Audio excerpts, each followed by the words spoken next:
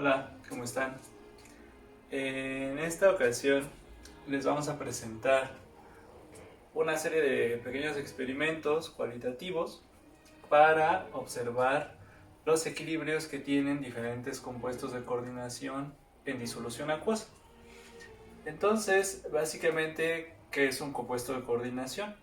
Bueno, pues sabemos que un compuesto de coordinación normalmente está compuesto por un átomo central, que generalmente es un metal. En esta oxidación puede ser cero, pero normalmente está como catión en disolución acuosa.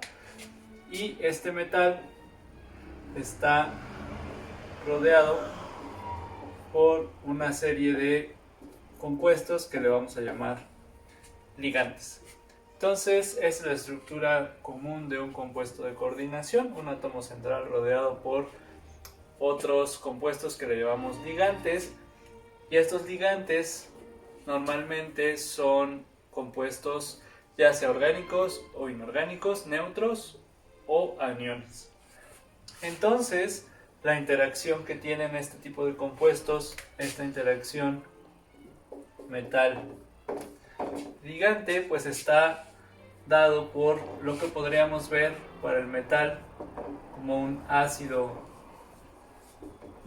de Lewis y el ligante como una base de Lewis. Es decir, este ligante tiene por lo menos un par electrónico libre, el cual puede donar al centro metálico, formando un enlace de tipo covalente coordinado, ¿no? Es como se conocen este tipo de interacciones. Entonces, ¿cuál es la aplicación que tienen este tipo de compuestos? Tienen muchas aplicaciones. En inorgánica, por ejemplo, en catálisis homogénea, en bioinorgánica medicinal también, por ejemplo, hay muchos tratamientos que están enfocados al uso de este tipo de compuestos, ¿de acuerdo? Y desde la parte de entendimiento de ciencia básica, pues las configuraciones que pueden tener, la estereoquímica que puede existir en este tipo de complejos, las transiciones electrónicas que presentan de acuerdo a la simetría, el grupo puntual, etc. ¿De acuerdo? Ahora en química analítica, ¿qué es lo que nos interesa? Pues en este caso nos interesa saber en disolución acuosa bajo determinadas condiciones en la disolución la estabilidad de estos compuestos, ¿de acuerdo?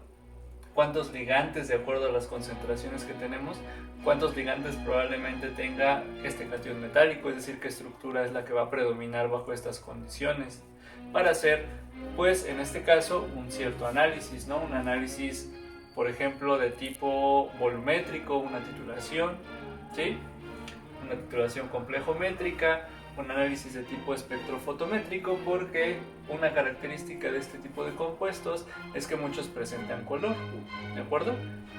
Y pues se puede hacer un análisis espectrofotométrico con ellos, ya que pues absorben energía en la longitud de onda del espectro visible o también del ultravioleta, ¿sí? Por lo tanto podemos hacer una cuantificación de la concentración de ese compuesto en una disolución y etcétera. Son las principales, ¿de acuerdo? Entonces, lo que haremos en esta... ¿Qué es allá? ¿Cuáles son los tipos de ligantes que tenemos? Pues tenemos una grandísima variedad de ligantes, ¿de acuerdo? Aquí pues algunos ejemplos. En el caso de los ligantes inorgánicos, pues tenemos a los aniones de los halógenos, cloruro, yoduro, bromuro. Tenemos también el nitrato, sulfato, fosfato. Y dos que nos interesan mucho porque trabajamos en disoluciones acuosas, pues es el agua, que puede actuar como ligante, y el hidróxido. Y en los ligantes orgánicos tenemos una gran variedad de compuestos que se pueden utilizar como ligantes, donde pues también puede cambiar el átomo donador, nitrógeno, azufre, oxígeno, fósforo, etc. Como ejemplos tenemos al amoníaco, que nitrógeno tiene un par electrónico libre, aminas primarias, secundarias, terciarias, tioles, carboxilatos, ¿de acuerdo? De diferentes tipos. heterociclos aromáticos, por ejemplo, como el imidazol, etcétera, piridina, por ejemplo, también. Y otro tipo de compuestos, por ejemplo, aquí la trietanolamina también se puede utilizar como un ligante que funciona para hacer enmascaramientos en algunas titulaciones. Y uno muy conocido, muy famoso, que es el ácido etilendiamín tetracético, ¿de acuerdo? También conocido como el DTA. Este ligante, como podemos observar, es de mucha aplicación en química analítica porque forma complejos muy estables, ¿de acuerdo? Porque si se fijan, se puede coordinar, suponiendo que estos cuatro ácidos carboxílicos se encuentran desprotonados, podría coordinarse fácilmente a través de este oxígeno, 1, 2, 3, 4 y los dos nitrógenos. Es decir, tiene 6 átomos en la misma estructura, los cuales pueden donar el par electrónico a un solo centro metálico, ¿sí? Formando entonces un complejo de geometría octaédrica, ¿sí? Y entonces este complejo pues, sería bastante estable y es uno de los que se han utilizado por mucho tiempo. En los experimentos que mostraremos a continuación, el sistema de estudio va a ser básicamente compuestos de coordinación o también conocidos, ya sabemos, como complejos de níquel 2+ acuoso, ¿de acuerdo? Entonces estudiaremos la estabilidad de este tipo de compuestos con ligantes diferentes. Uno de ellos es la etilendiamina, es una diamina, podemos observar aquí que podemos hablar que este ligante es bidentado, ¿de acuerdo? Porque tiene dos átomos en la misma estructura que pueden actuar, que pueden donar su par electrónico hacia el centro metálico. Entonces estudiaremos los compuestos de níquel con etilendiamina, con amoníaco, con cianuro y observaremos también el efecto del pH sobre la formación de algunos de estos compuestos.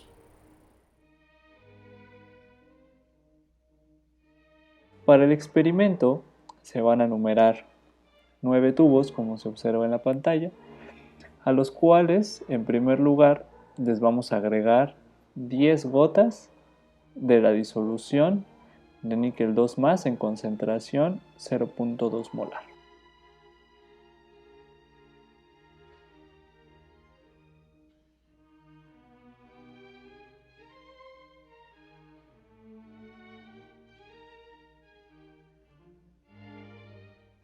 Aquí podemos observar claramente el color de la disolución de níquel 2+ solvatado en agua.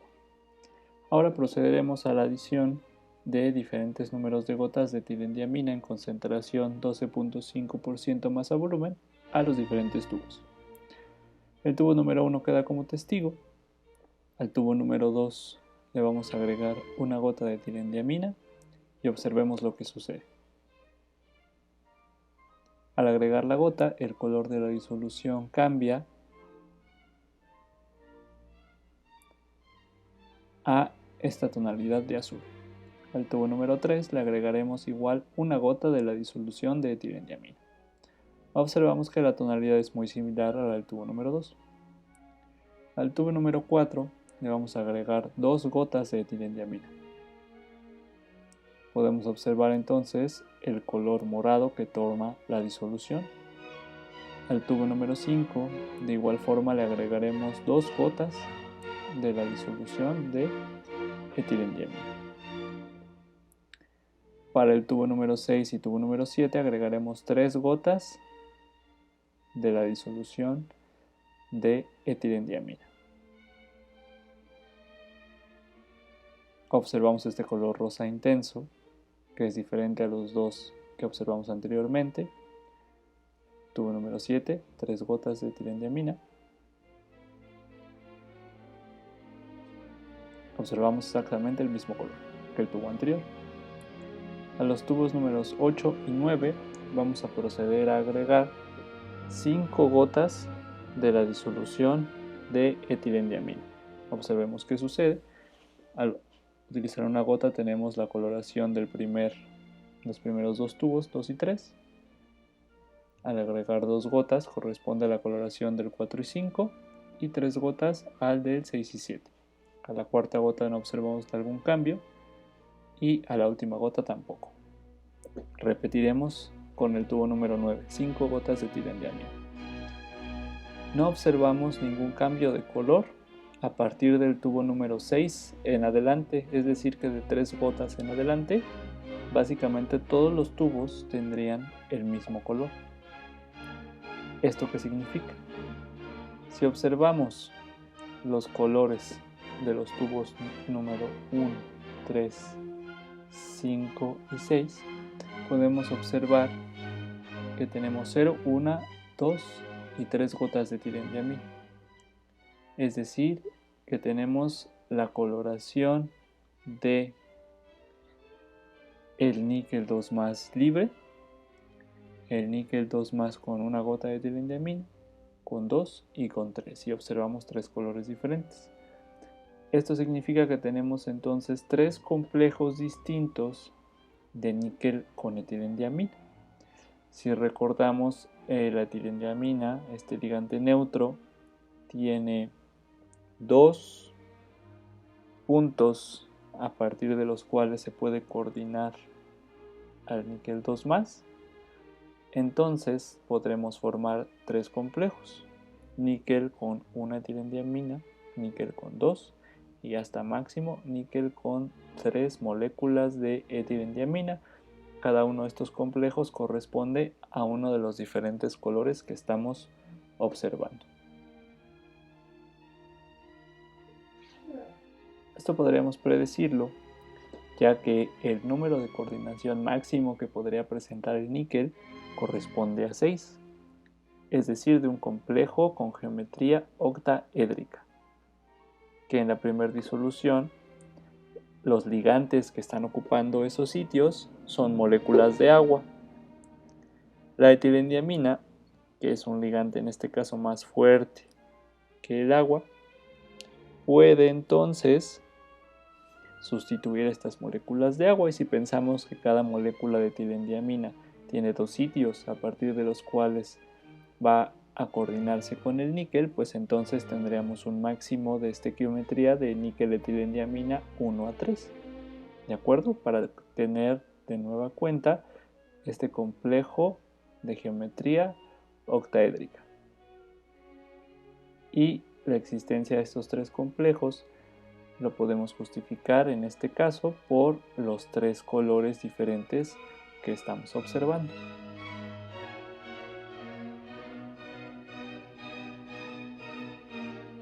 Los equilibrios de formación de los complejos los podemos escribir en diferentes maneras.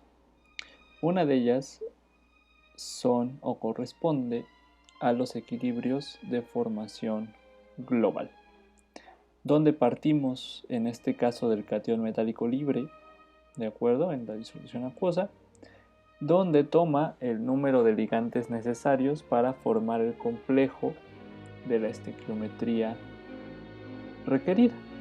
En este caso, como tenemos 3 complejos diferentes, tenemos 3 equilibrios que representan la formación de cada uno de estos complejos. En este caso, están representados del lado izquierdo de la pantalla los 3 equilibrios de formación global posibles, asociados a sus respectivas constantes de equilibrio, que en este caso son llamadas constantes de formación global, cuya nomenclatura en el ámbito de la química analítica son conocidas como betas, que llevan un subíndice beta 1, beta 2, beta 3, etc., dependiendo del máximo número de ligantes que pueda tomar dicho catión metálico.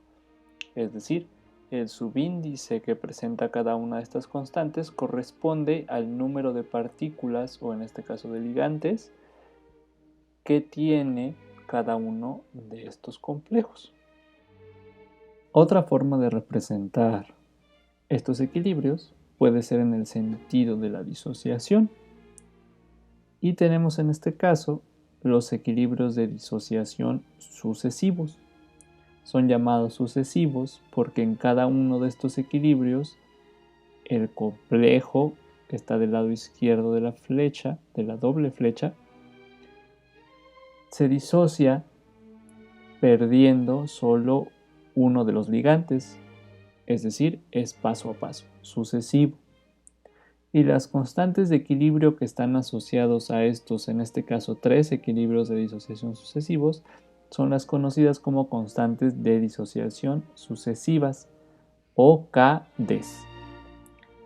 De igual forma, estas KDs tienen un subíndice, en este caso 1, 2 y 3, que corresponde al número de ligantes que tiene el complejo que se está disociando. ¿De acuerdo? Y si utilizamos el cologaritmo, ¿no? Este operador P, tenemos que el llamado PKD no es otra cosa más que el cologaritmo base 10 de la constante de disociación 1, 2 o 3, llamándose entonces PKD1, PKD2 y PKD3.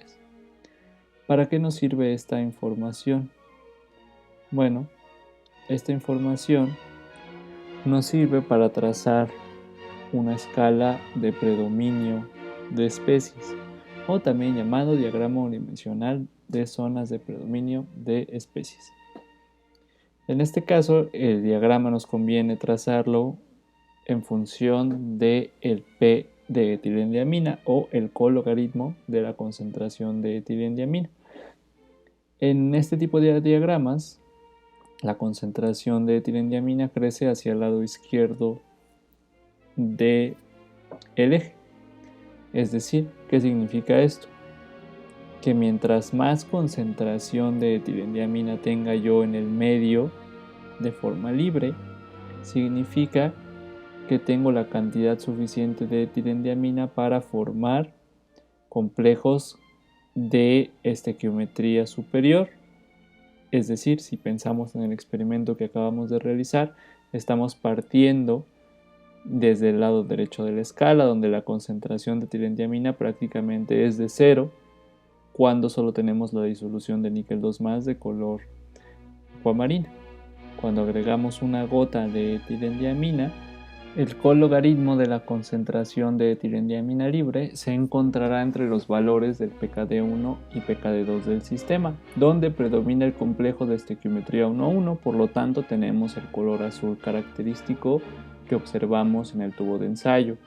Cuando agregamos 2 gotas de etilendiamina, el cologaritmo o el P de etilendiamina presente en la disolución corresponde a un valor intermedio entre el PKD2 y PKD3, es decir, donde predomina el complejo de estequiometría 1:2, que en este caso es color morado, y cuando agregamos 3 o más gotas, que observamos este color rosa, pues nos encontramos en un valor de P de etilendiamina menor al PKD3, por lo tanto predomina el complejo de estequiometría 1:3, observándose este color rosa característico para este complejo. Complejo diferente de níquel con etilendiamina que se están formando en esas disoluciones. Para el siguiente experimento estudiamos entonces los equilibrios competitivos que pueden existir, ¿de acuerdo? Entonces tenemos la formación, aquí escribí para tomar como ejemplo el primer complejo que se forma, el equilibrio de formación global 1, caracterizado por la constante de equilibrio beta 1. Y entonces lo que estamos haciendo fue agregar ácido clorhídrico al medio. Sabemos que el ácido clorhídrico es un ácido fuerte que se disocia por completo. Y entonces, ¿qué equilibrio competitivo se va a establecer? Bueno, de acuerdo a la estructura de la etilendiamina, ¿no? Sabemos que este tipo de compuestos, las aminas, tienen propiedades ácido-base que podemos observar también en el agua. Entonces, estos nitrógenos bien pueden también protonarse, ¿de acuerdo? Y por lo que acabamos de ver hace un momento, pues entonces, si este par electrónico de los nitrógenos ya está compartido con un protón, pues entonces ya no está disponible para formar el complejo con el níquel. Por lo tanto, mientras yo agregue más ácido clorhídrico al medio, la concentración de protones es mayor y entonces se va a favorecer la protonación de la etilendiamina.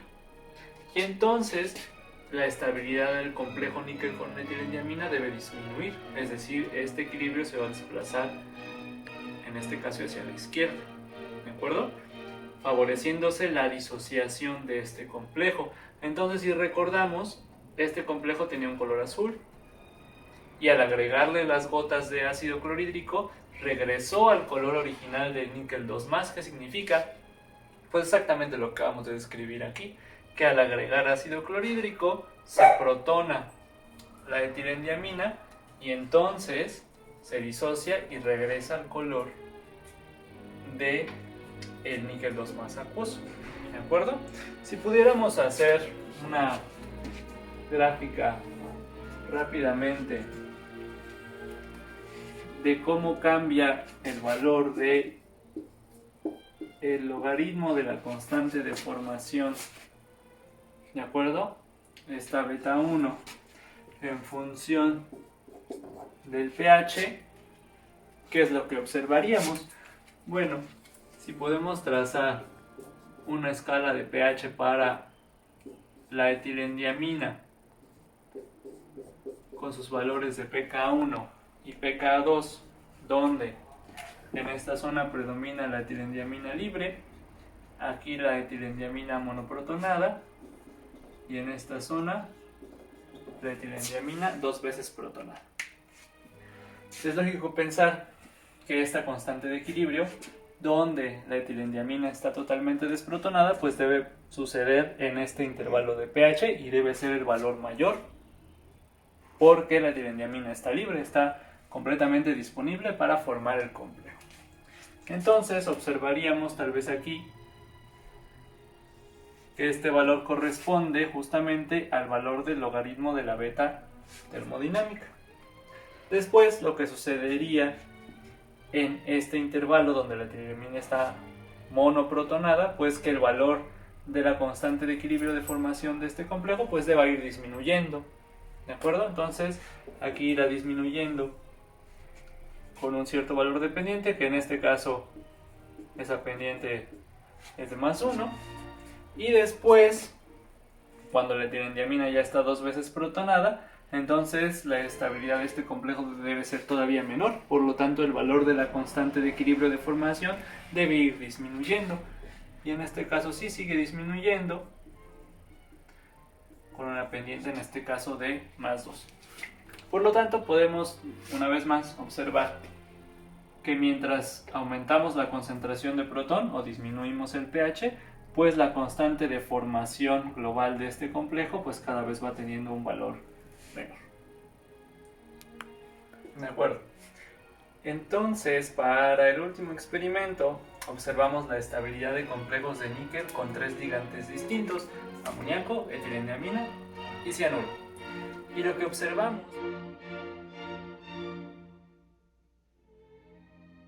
Como segundo experimento, estudiaremos equilibrios competitivos, en este caso el efecto de la acidez o de la protonación de la etilendiamina en la estabilidad de estos complejos níquel con etilendiamina. Es decir, puede existir una competencia en este caso entre dos equilibrios, porque la etilendiamina está participando en dos equilibrios distintos, uno de formación de complejos y otro ácido-base. Porque si recordamos, las aminas tienen propiedades ácido-base y muchas de ellas se pueden presentar en el agua, ¿de acuerdo? Entonces, para este experimento tomaremos los tubos 2, 4 y 6 del experimento anterior, que cada uno de ellos tiene 1, 2 y 3 gotas de etilendiamina. Es decir, en cada uno de ellos están los complejos níquel-etilendiamina de estequiometría 1A1, 1A2 y 1A3. Y procederemos a agregarles a cada uno una diferente cantidad de gotas de ácido clorhídrico, uno formal. Comenzamos con el primer tubo, el tubo número 2, que tiene una gota de etilendiamina, y le vamos a agregar una gota de ácido clorhídrico.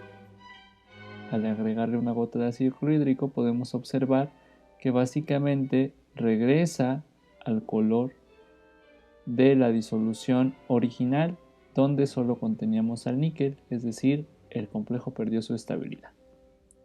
Al tubo número 4 le agregaremos 2 gotas de ácido clorhídrico y observamos de igual forma que regresa al color del tubo testigo, el tubo número 1, de la disolución original de níquel 2+.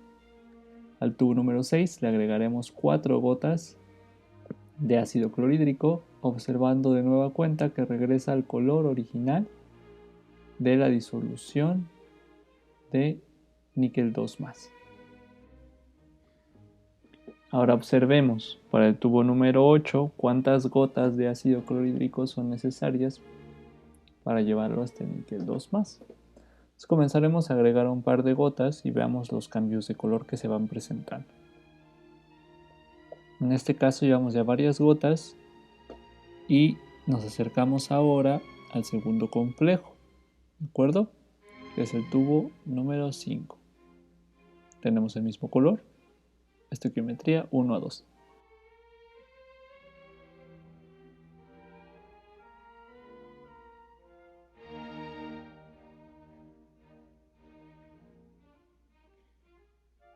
Agregamos otra gota de ácido clorhídrico y observamos el color, en este caso, que es muy similar al complejo de estequiometría 1:1. Y en última instancia agregamos otra gota más de etilendiamina y observamos cómo se parece, ahora sí, al níquel 2+ libre. Es decir, pasamos por los 3 complejos níquel con etilendiamina. Para el siguiente experimento, estudiamos entonces los equilibrios competitivos que pueden existir, ¿de acuerdo? Entonces tenemos la formación, aquí escribí para tomar como ejemplo el primer complejo que se forma, el equilibrio de formación global 1, caracterizado por la constante de equilibrio beta 1. Y entonces lo que estamos haciendo fue agregar ácido clorhídrico al medio. Sabemos que el ácido clorhídrico es un ácido fuerte que se disocia por completo. Y entonces, ¿qué equilibrio competitivo se va a establecer? Bueno, de acuerdo a la estructura de la etilendiamina, ¿no? Sabemos que este tipo de compuestos, las aminas, tienen propiedades ácido-base que podemos observar también en el agua. Entonces, estos nitrógenos bien pueden también protonarse, ¿de acuerdo? Y por lo que acabamos de ver hace un momento, pues entonces, si este par electrónico de los nitrógenos ya está compartido con un protón, pues entonces ya no está disponible para formar el complejo con el níquel. Por lo tanto, mientras yo agregue más ácido clorhídrico al medio, la concentración de protones es mayor y entonces se va a favorecer la protonación de la etilendiamina. Y entonces la estabilidad del complejo níquel con etilendiamina debe disminuir, es decir, este equilibrio se va a desplazar, en este caso hacia la izquierda, ¿de acuerdo? Favoreciéndose la disociación de este complejo. Entonces, si recordamos, este complejo tenía un color azul y al agregarle las gotas de ácido clorhídrico regresó al color original del níquel 2+. ¿Qué significa? Pues exactamente lo que acabamos de describir aquí, que al agregar ácido clorhídrico se protona la etilendiamina y entonces se disocia y regresa al color de el níquel 2+ acuoso, ¿de acuerdo? Si pudiéramos hacer una gráfica rápidamente de cómo cambia el valor de el logaritmo de la constante de formación, ¿de acuerdo? Esta beta 1 en función del pH, ¿qué es lo que observaríamos? Bueno, si podemos trazar una escala de pH para la etilendiamina con sus valores de pK1 y pK2, donde en esta zona predomina la etilendiamina libre, aquí la etilendiamina monoprotonada, y en esta zona la etilendiamina 2 veces protonada. Es lógico pensar que esta constante de equilibrio, donde la etilendiamina está totalmente desprotonada, pues debe suceder en este intervalo de pH y debe ser el valor mayor, porque la etilendiamina está libre, está completamente disponible para formar el complejo. Entonces observaríamos tal vez aquí que este valor corresponde justamente al valor del logaritmo de la beta termodinámica. Después, lo que sucedería en este intervalo donde la etilendiamina está monoprotonada, pues que el valor de la constante de equilibrio de formación de este complejo pues deba ir disminuyendo, ¿de acuerdo? Entonces aquí irá disminuyendo con un cierto valor de pendiente, que en este caso esa pendiente es de +1, y después, cuando la etilendiamina ya está 2 veces protonada, entonces la estabilidad de este complejo debe ser todavía menor, por lo tanto el valor de la constante de equilibrio de formación debe ir disminuyendo, y en este caso sí sigue disminuyendo con una pendiente en este caso de +2. Por lo tanto podemos una vez más observar que mientras aumentamos la concentración de protón o disminuimos el pH, pues la constante de formación global de este complejo pues cada vez va teniendo un valor menor.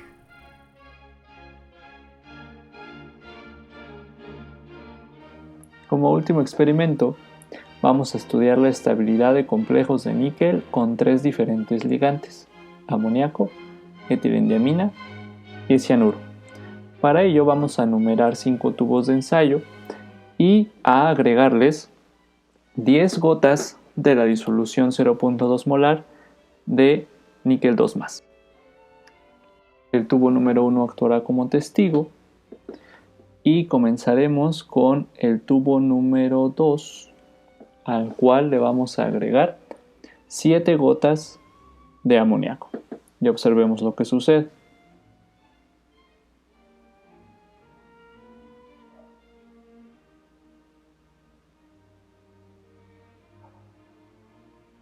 Entonces, este color azul es característico de uno de los complejos formados entre el níquel y el amoníaco.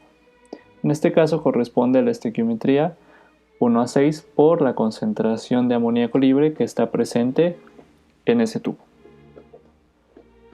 Continuamos ahora con el tubo número 4. Al tubo número 4 le vamos a agregar una disolución de etilendiamina como en el primer experimento. Y a este tubo número 4 le agregaremos 5 gotas de etilendiamina. Como ya sabemos, al agregar 5 gotas de etilendiamina, predominará el complejo de estequiometría 1:3 que tiene un color rosado. Observemos.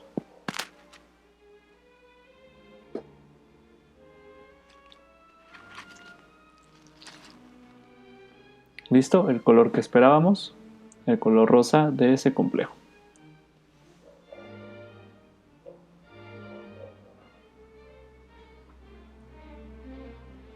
Y para el tubo número 5 procederemos a agregar cianuro de potasio. ¿De acuerdo? El cianuro de potasio, en este caso, le vamos a agregar 15 gotas de cianuro de potasio en concentración 1 molar.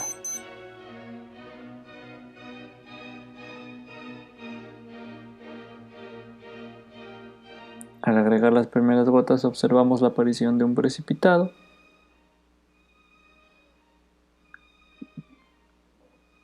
Y al agitar, entonces lo que sucede es que el precipitado desaparece y se forma una disolución de color amarillo. En este caso, ese color corresponde al complejo de níquel con 4 ligantes cianuro.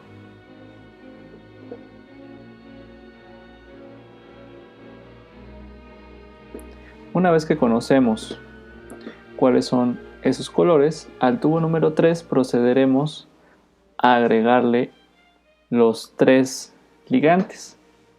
Vamos a comenzar en el mismo orden que sucedió hace un momento.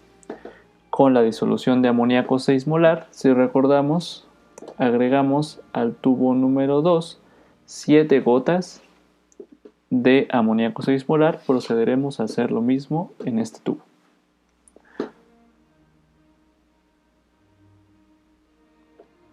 Siete gotas de amoníaco.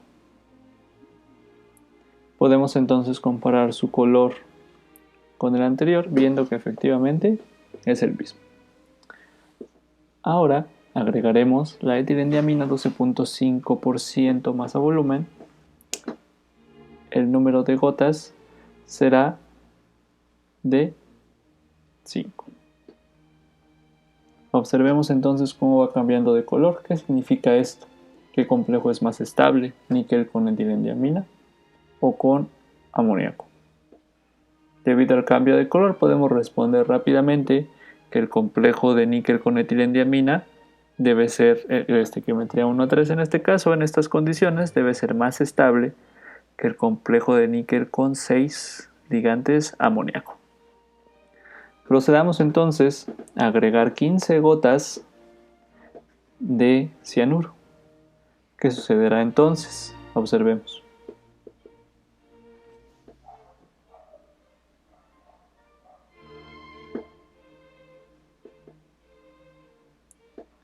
El color de la disolución va cambiando al amarillo. Una vez más, esto significa que el complejo de níquel con el cianuro es más estable todavía que el complejo de níquel estequiometría 1:3 con la etilendiamina.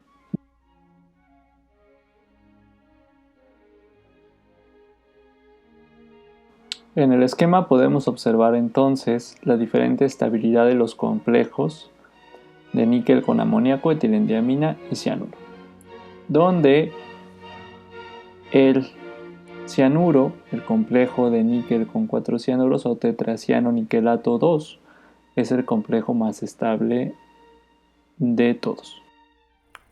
De acuerdo. Entonces, para el último experimento, observamos la estabilidad de complejos de níquel con 3 ligantes distintos: amoníaco, etilendiamina y cianuro. Y lo que observamos en el tubo donde agregamos todos los ligantes es que bajo esas condiciones de concentración, el más estable fue el tetraciano niquelato 2, después el trietilendiamina níquel 2 y al final el hexamin níquel 2. ¿Cómo podemos explicar esta situación, no? En este caso, la estabilidad experimental que observamos pues está en este sentido. ¿Cómo lo explicamos? Bueno, pues entre el amoníaco y la etilendiamina, ambos son donadores por nitrógeno. La diferencia es que este es un ligante monodentado y la etilendiamina es un ligante bidentado. Normalmente, cuando tenemos un átomo, una molécula que da un par electrónico a partir del mismo átomo, en este caso nitrógeno, este va a tener una influencia mucho mayor sobre la estabilidad del complejo. ¿Por qué? Porque si recordamos un poco la estructura del complejo que se forma con el níquel, ¿de acuerdo? Por ejemplo, si lo escribo de esta forma, entonces tengo aquí a la etilendiamina y si observamos está formando un ciclo, ¿de acuerdo? Y este ciclo, ¿de cuántos átomos está conformado? De 1, 2, 3, 4 y 5. En la naturaleza, este tipo de ciclos de 5 y de 6 son bastante favorecidos de acuerdo a los ángulos y la geometría que se está formando. Por lo tanto, este pues va a ser más estable que el complejo con amoníaco, ¿de acuerdo? Este es también conocido como el efecto quelato, ¿sí? Ahora, para el caso de El cianuro, ¿qué es lo que podemos decir? Que bueno, este también es un ligante, podemos llamarle monodentado. Entonces, ¿por qué es más estable que el complejo con la etilendiamina?